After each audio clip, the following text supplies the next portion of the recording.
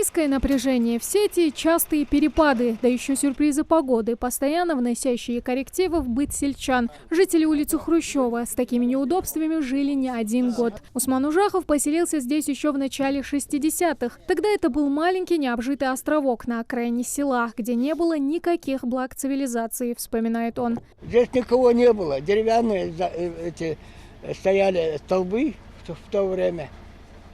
Как упадет недели одна-два, значит, света нету.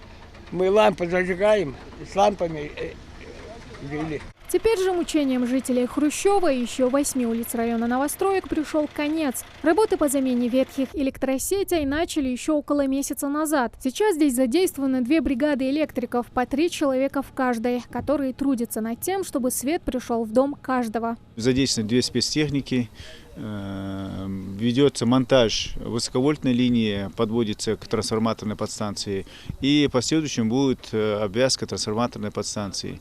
Мы его запустим на холостой ход, и дальше уже будут у нас работы по монтажу линии, будут вешаться новые СИП на опоры, и будут проводиться работы на 9 улицах новостройках после окончания работ по монтажу. На время ремонтных работ улицу Хрущева обесточили. Неудобства придется потерпеть еще несколько дней, но никто не унывает. Ведь мириться с ужасным светом, напряжение которого никогда не доходило до положенных 220 вольт, им приходилось не 1 десяток лет. Свет очень даже было слабый был.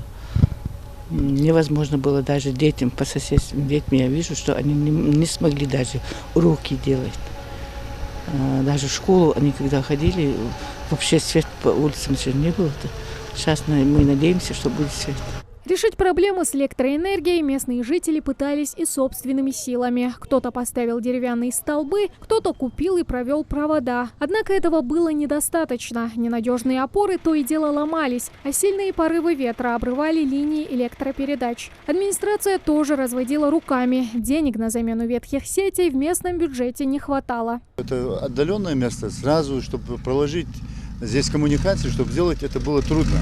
После обращения жителей новостроек сельского поселения Андари мы договорились и с главой села, и с жителями, которые к нам обращались, о том, что они приобретут необходимые материалы. Мы со своей стороны предоставили им трансформатор мощностью 320 киловатт и взяли вот эти строительно-монтажные работы на себя.